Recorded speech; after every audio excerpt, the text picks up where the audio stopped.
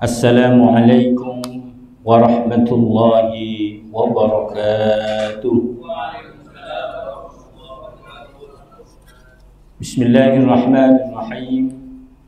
Alhamdulillahi rabbil alamin wa bihi nasta'inu ala umurid dunya waddin. Wassalatu wassalamu ala asyrafil anbiya'i wal mursalin sayyidina Muhammadin wa ala alihi wa sahbihi ajma'in, amma ba'du. Yang sama-sama kita hormati Direktur RSUD Muhammad Nur, Ketua Takmir bersama pengurus Masjid Ar-Rasyid RSUD Muhammad Nur, dan para jamaah Bapak Ibu rahimakumullah. Alhamdulillah, mari kita awali perjumpaan siang ini dengan memuji dan bersyukur kepada Allah Subhanahu wa Ta'ala, karena kita diberikan kekuatan oleh Allah untuk bisa hadir ke masjid ini, menjalankan kewajiban kita salat zuhur berjamaah dan kewajiban kita terus belajar. Lebih-lebih kita mempelajari tuntunan Al-Qur'anul Karim. Mudah-mudahan Allah ridha kepada kita, amal ibadah kita diterima oleh Allah. Amin ya rabbal alamin. Para jamaah yang saya hormati, pada pertemuan siang ini kita akan membicarakan dua ayat, insya Allah mudah-mudahan tuntas, yaitu Quran surah Al-Baqarah ayat 6 dan ayat 7.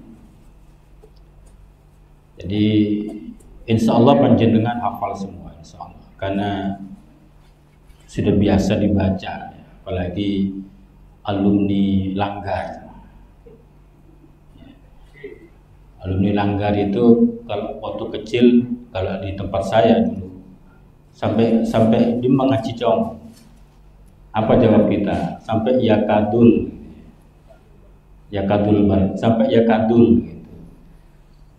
Itu bahasa gampangan itu. Baik para jamaah, mari kita baca bersama, tabarukan, mudah-mudahan mendapatkan pahala dengan membaca Al-Quran. Surat ayat 6 dan 7 surah Al-Baqarah. A'udzu billahi minasy syaithanir rajim. Bismillahirrahmanirrahim. Innal ladzina kafaru sawa'un 'alaihim a andartahum am lam tundirhum la yu'minun. Khatamallahu 'ala qulubihim wa 'ala sam'ihim wa 'ala absarihim ghishawatun wa lahum 'adzabun 'adzim. Sadaqallahul azim. Insyaallah cukup dua ayat ini. Bisa bersabar kira-kira? Ya. Kalau dua ayat nggak bisa bersabar, susah juga saya jauh-jauh hadir ke sini. Ya, baik.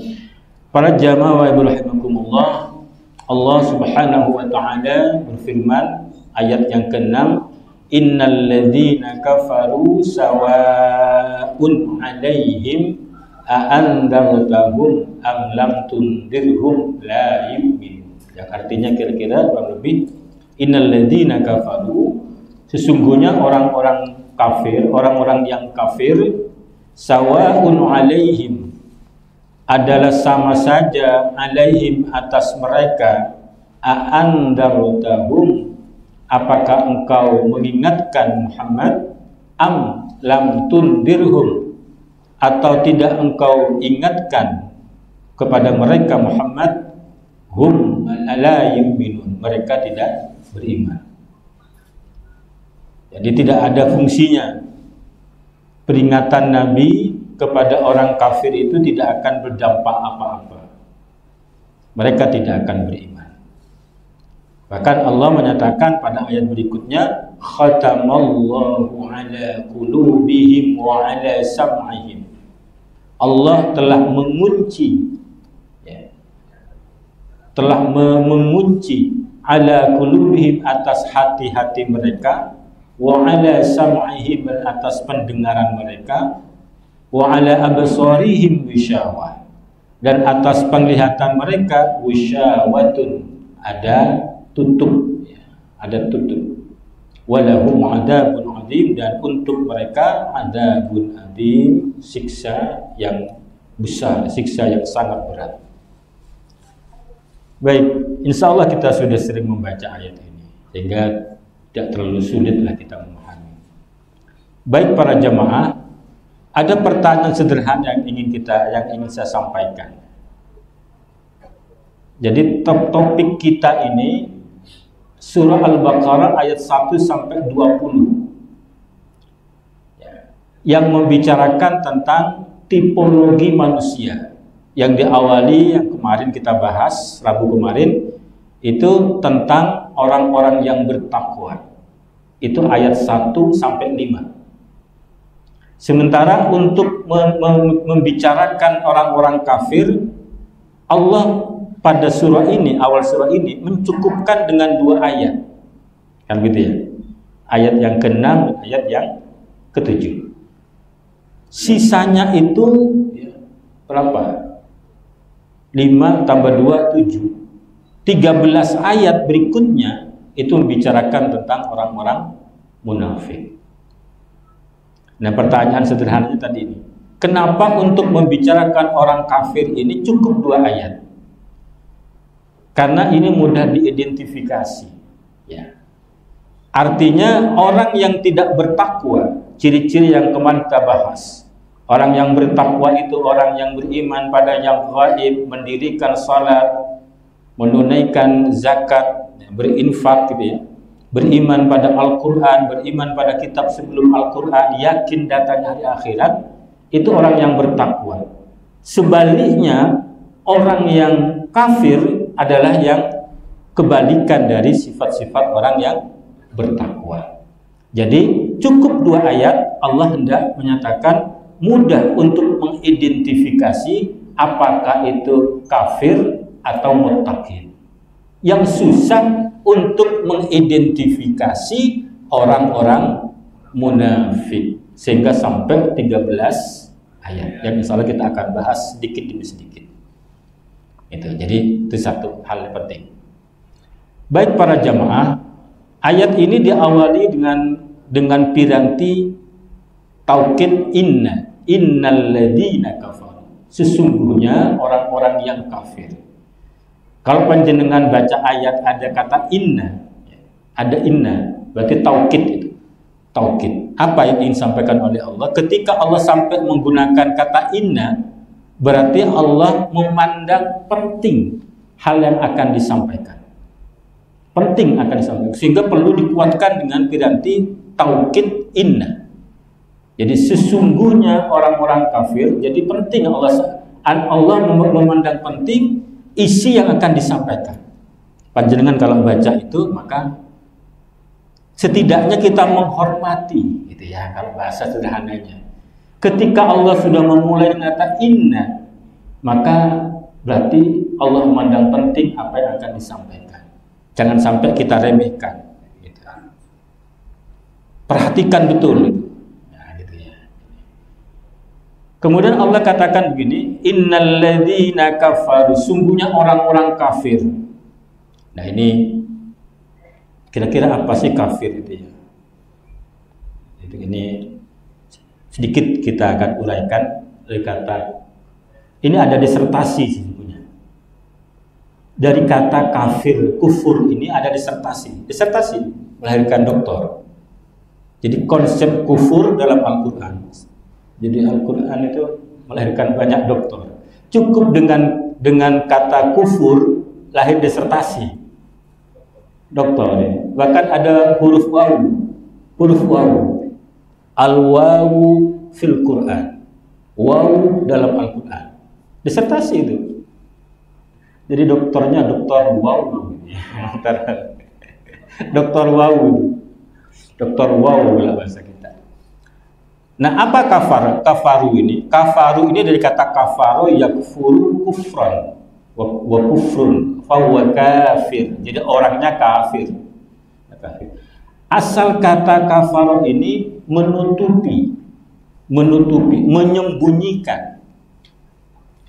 Itu asal arti dari kata kafaro, menyembunyikan atau menutupi.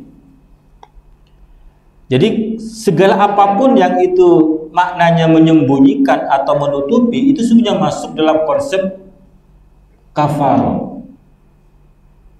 Jadi kalau dalam Al-Quran disebutkan malam menutupi siang, jadi malam itu disebut dengan kafaro, kafir. Kenapa? Karena dengan malam, dengan gelapnya malam itu menutupi benda-benda sekaligus menghilangkan siang. Petani dalam bahasa Arab disebut dengan kafir. Petani itu. Kenapa? Karena petani itu menyembunyikan benihnya di balik tanah itu. Kafir. Yang paling sering kita sebutkan itu ketika kita menyebut kufur nikmat. Hafal ayatnya, wa il ta'adzana rabbukum la in syakartum la azidannakum wa la in kafartum inna azabi lasyadid. Wa la in kafartum itu kafarah. Jadi wa il ta'adzana rabbukum, ingatlah ketika Tuhan mengumumkan. Ini pengumuman dari Allah. Tuhan mengumumkan. Apa pengumuman dari Allah? La in syakartum la azidannakum. Sungguh jika kamu bersyukur, kata syakar itu kebalikan dari kufur. Syakar itu membuka, menyatakan bahwa, mengakui bahwa itu dari Allah. Nikmat, membuka. Jadi syakar. Jika kamu sungguh membuka dan mengakui bahwa itu nikmat dari Allah, bersyukur namanya itu. La azidannakum, sungguh aku akan tambah nikmat itu kepadamu. Jadi ini pengumuman dari Allah. Pakai banyak taukid itu. Nah, yang paling penting pada ayat ini kaitannya dengan pembahasan kita, wala in kafartum inna adzabi lasyadid. Dan sungguh jika kamu kufur, kamu kafir. Tapi di sini maknanya bukan kafir akidah, maknanya kafir nikmat. Dan sungguh jika kalian kafir, menutupi, menyembunyikan, tidak mau mengakui bahwa nikmat itu dari Allah, inna adzabi lasyadid. Sungguhnya siksaku amat pedih, amat keras. Gitu. Jadi ada kata-kata wala in kafartum inna adzabi lasyadid. Jadi ini penting untuk kita pahami maknanya ini. Kita pahami. Jadi kenapa sampai ada ungkapan innal ladzina kafaru sawa'un 'alaihim a andartahum am lam tundirhum la yu'minun. Artinya indaru Rasulillah, peringatan Rasul kepada orang kafir itu tidak berdampak apa-apa. Tidak ngefek. Kenapa? Kan Rasulullah andar tahun. Ini bisa dibaca dua kata Imam Asyuyuti. Bacaan andar tahun itu bisa dibaca tahqiq, ditampakkan hamzanya.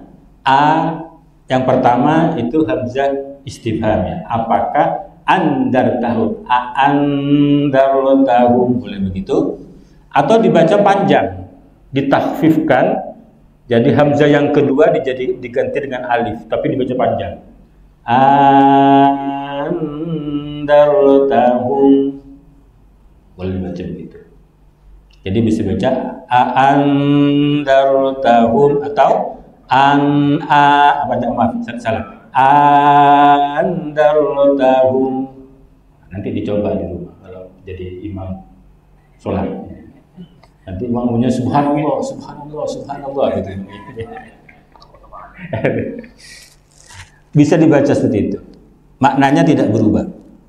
Nah, kenapa ini Rasulullah loh, tidak ngefek kepada orang kafir, katakan dalam ayat ini ya.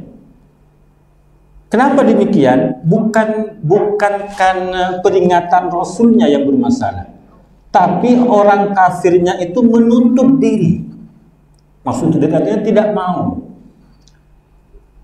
Bukan cara Rasul menyampaikan dakwahnya yang kurang bagus, bukan. Ada orang nggak mau menerima dakwah karena yang menyampaikan seperti saya, nggak menarik, tinggal sajalah gitu.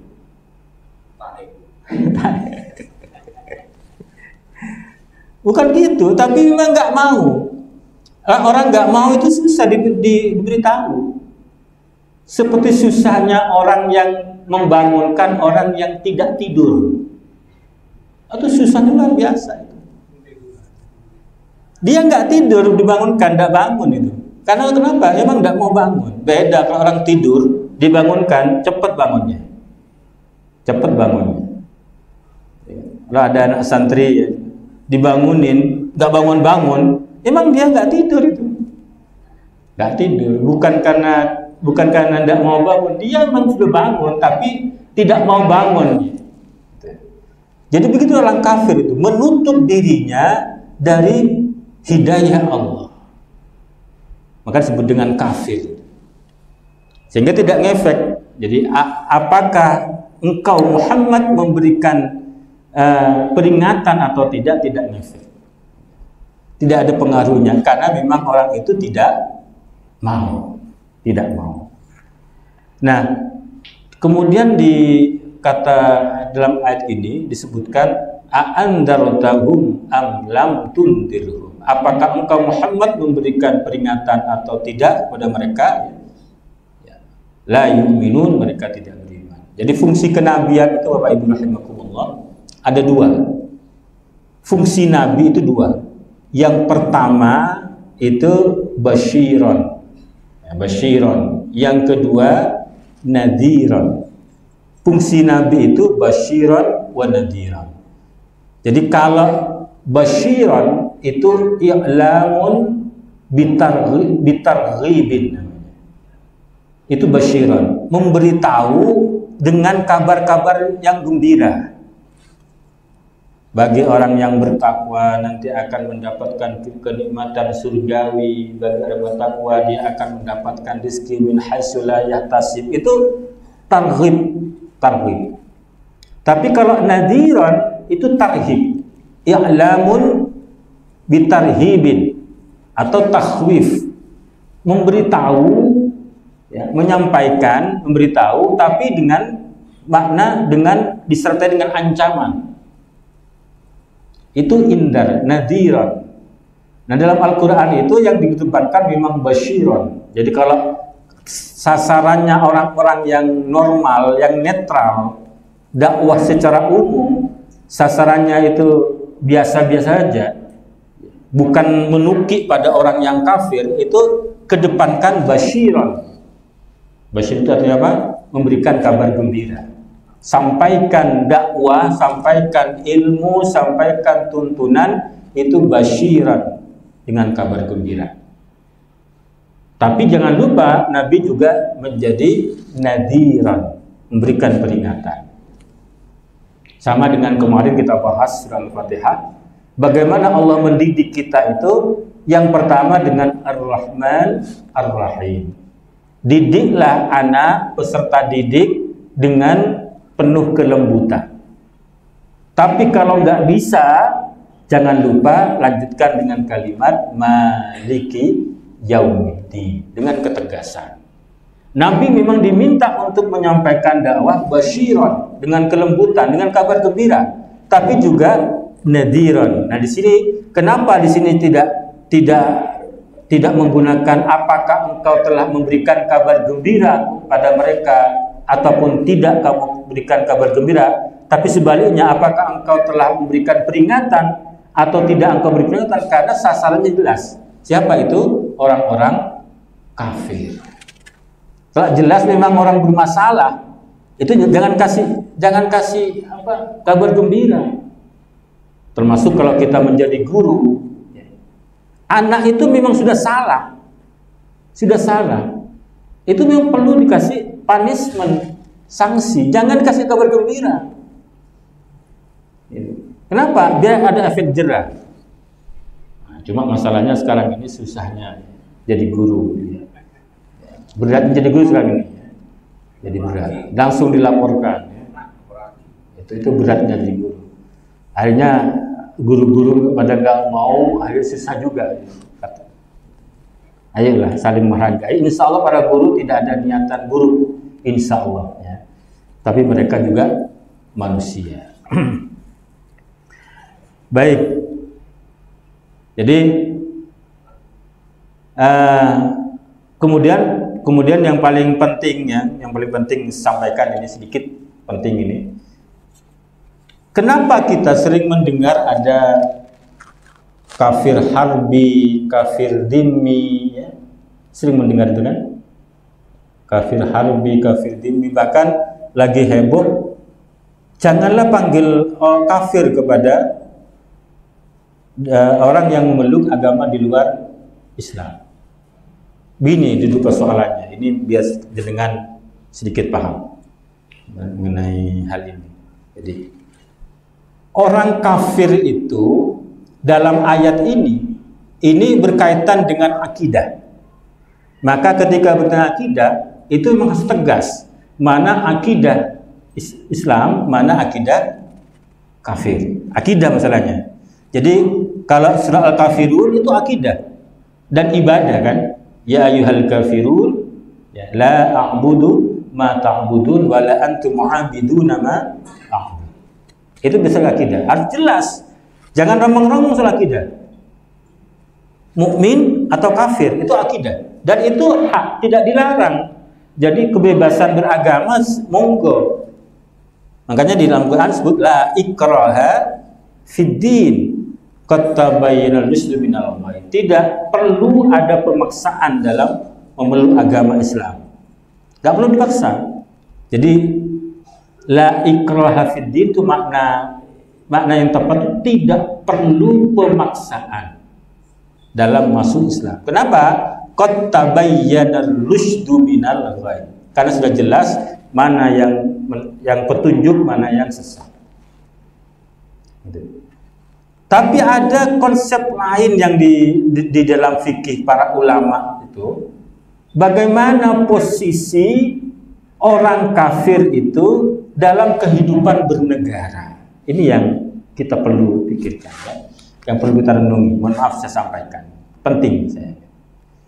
Jadi yang dibicarakan di kitab-kitab itu ada kafir harbi, kafir dhimmi, kafir mu'ahad, kafir mustakman, ada 4 itu. Ada empat macam kategori kafir. Itu kaitannya dalam bernegara. Kalau negara Islam memang kemudian ada kategorisasi kafir harbi, kafir dhimmi. Itu negara Islam itu. Jadi itu ada gitu. Kafir harbi siapa? Kafir harbi itu orang-orang yang memusuhi kaum muslimin. Itu artinya baru kita boleh menyerang, mempertahankan diri dan membalasnya. Orang-orang yang memusuhi kaum muslimin itu dalam konteks negara Islam. Kita apa kira-kira? Kita negara apa? Negara Masalah negara Indonesia loh. Negara apa? Negara Kesatuan Republik Indonesia, NKRI kan dia. NKRI harga mati gitu kan. Artinya sesungguhnya saudara kita yang tidak seagama itu bukan kafir harbi, pun juga bukan kafir dhimmi. Jadi karena mereka warga negara di Indonesia ini.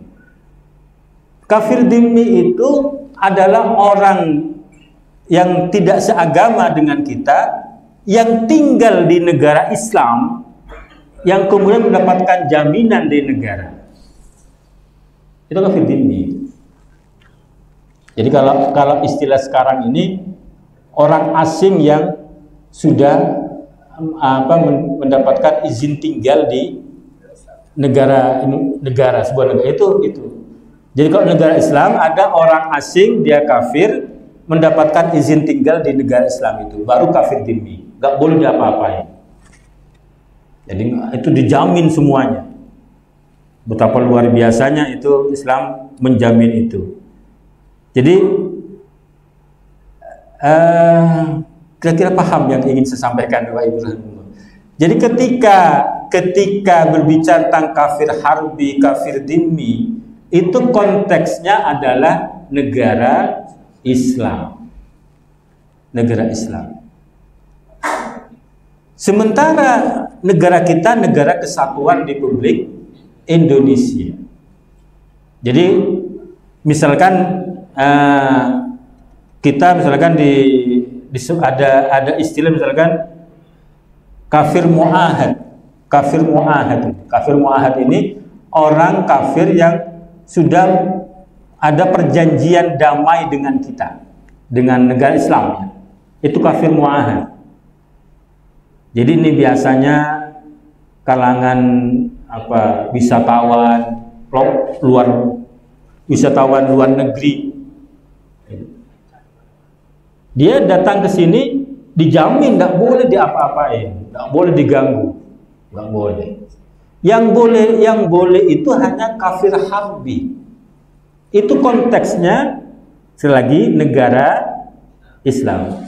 Jadi kafir harbi orang yang tidak seakidah dengan kita, yang memusuhi, tapi itu dalam konteks negara Islam, bukan NKRI.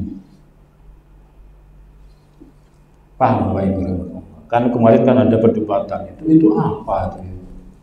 Jadi kalau yal kafirun itu berkaitan dengan akidah. Ayat ini pun berkaitan dengan akidah. Apakah semua kafir harbi boleh dibunuh? Tidak. Banyak di antara orang kafir harbi yang dilarang dibunuh. Jadi kalau dalam konsep agama kita, anak-anak, wanita, orang-orang jompo, orang-orang lumpuh, banci, pendeta, orang buta, itu dilarang untuk dibunuh. Meskipun mereka memusuhi kita, karena mereka lemah, tidak perlu membunuh jiwa, dilarang oleh Allah, wala taqtulun nafsal lati harramallahu illa bil haqq. Janganlah kalian membunuh jiwa yang Allah haramkan kecuali dengan alasan yang benar. Kita sudah bahas ini ketika berbicara tentang al-wasaya al-ashr, 10 perintah Tuhan pada Quran surah Al-An'am ayat 151 sampai 153. Itu bisa dibaca di dalam kembali. Jadi para ibu, bapak ibu rahimakumullah, pendek kata yang kita bicarakan ini yaitu orang-orang kafir yang tidak seakidah. Jadi selebihnya kalau tentang kafir harbi, kafir dhimmi ya, itu berkaitan dengan tatanan negara Islam, pemerintah Islam. Sementara kita negara kesatuan Republik Indonesia. Jadi itu penting gitu. Agar kita toleransi ini harus dirawat betul gitu. Baik, Bapak Ibu rahimakumullah, ayat berikutnya ya. Ayat berikutnya, khatamallahu ala qulubihim wa ala sam'ihim wa ala absarihim mishawatun wa lahum adzabun 'adzim. Ada sesuatu yang sederhana yang ketika kita baca khatamallahu ala qulubihim, Allah telah mengunci mati hati mereka. Loh, apa maknanya Allah mengunci mati? Masa Allah itu pilih-pilih ini tidak akan masuk Islam? Jadi makna khatamallahu ala qulubihim itu adalah apa yang disampaikan Rasul. Menarik ini. Ini hadis riwayat At-Tirmidzi. Kata Rasulullah, "Innal 'abda idza adznaba dzamban kanat nuqtatan sauda'u fi qalbihi." Kata Rasulullah, kalau ada seorang hamba melakukan perbuatan dosa, maka kanat nuqtatan, ada titik sauda yang hitam fi qalbihi. Semakin banyak dosanya, semakin banyak titik hitamnya. Mirip kalau di itu kedokteran apa itu liver. Nah, semakin banyak dosanya, semakin banyak titik hitamnya di hati itu. Itu disebut dengan qalbun marid, hati yang ada penyakitnya. Kalau itu tidak segera bertaubat, maka nanti lama-lama menjadi qalbun mayyit. Sudah terlalu banyak titik hitam di hati itu, maka hati itu menjadi hati yang mati. Nah, itu makna dari khatamallahu ala qulubihim. Allah telah mengunci hati mereka. Jadi, dan itu harus kita sadari itu. Orang itu akan gelisah hidupnya kalau banyak maksiatnya, banyak dosanya. Jadi ketika orang mungkin dolim pada diri kita, ya, yang paling sakit itu orang yang mendolimi sungguhnya. Dia akan gelisah hidupnya itu. Gelisah hidupnya. Segeralah bertaubat agar hati ini menjadi bersih kembali. Kata Rasul, fa intaba minha saqla qalbu. Kalau bertaubat ia dari dosa-dosa itu, maka hatinya akan mengkilat kembali. Akan mengkilat kembali. Wa in zadat fadalika. Kalau masih dia melakukan perbuatan buruk lagi, maka bertambah noda hitamnya. Fadalika qaulullahi kalla bal rana ala qulubihim ma kanu yaksibun. Rasul mengingatkan kita bahwa Allah sudah bersabda, tidak, tetapi perbuatan mereka menjadi noda hitam di hati mereka. Akibat perbuatan kita lah hati ini menjadi ternoda. Lama-lama tidak bisa diselamatkan kembali, yang kemudian menjadi hati yang mati, disebut dengan qalbun mayyit. Ketika sudah qalbun mayyit, apapun tidak akan masuk dalam hati yang sudah mati itu. Kalau panjenengan masih ada keinginan untuk sholat, keinginan untuk berbuat baik, syukuri. Berarti hatinya masih ada bersihnya di situ. Meskipun mungkin ada sakit-sakitnya, tapi masih bagus, masih bisa diselamatkan. Syukuri itu. Kalau sudah nggak ada keinginan untuk berbuat baik, jangan-jangan hati kita sudah qalbun mayyit. Gitu. Waspadai. Ketika itu yang terjadi, maka seperti tadi itu. Jadi a'andartahum am lam tundirhum la yu'minu. Tidak ada efeknya. Disampaikan nasihat nggak ada efeknya. Kenapa? Hatinya sudah mati. Ayat ini menyatakan khatamallahu ala qulubihim wa ala sam'ihim, dan atas pendengaran mereka dikunci, sudah ditutup. Mereka mendengar tapi tidak bermanfaat. Telinga mereka mendengar tapi tidak bermanfaat. Wa ala absarihim wishawa, dan atas penglihatan mereka wishawa, ada tutupnya. Artinya penglihatannya juga tidak berfungsi yang baik untuk mengantarkan dia semakin dekat dengan Allah Subhanahu wa taala. Dia melihat tapi tidak ada fungsinya pada dirinya. Nah, itu pentingnya kita coba ini makna khotamah ini saya merasa penting agar kenapa? Karena kita kadang kok bisa Allah mengunci. Makna mengunci itu karena perbuatan diri kita sendiri. Semakin banyak perbuatan dosa, semakin rusak hati kita, lama-lama tidak bisa berfungsi kembali. Itu makna dari khatamallahu ala qulubi. Kemudian ditutup oleh Allah, walahum adzabun adzim, dan untuk mereka siksa yang berat, siksa yang besar. Wal'iyadu billah. Semoga ada manfaatnya. Ada pertanyaan mungkin? Gak ada? Belum cukup ya? Cukup ya, karena memang saya tidak ingin berlama-lama karena khawatir jenengan ada kebutuhan, saya ditinggal sendirian. Semoga ada manfaatnya. Mari kita akhiri dengan baca doa. Allahumma arhamna bil Qur'an waj'alhu lana imaman wa nuran wa hudan wa rahmah. Allahumma dhakkirna minhu ma nasina wa'allimna minhu ma jahilna warzuqna tilawatahu ana al-laili wa atrafan nahar waj'alhu lana hujjatan ya rabbal alamin. Assalamualaikum warahmatullahi wabarakatuh.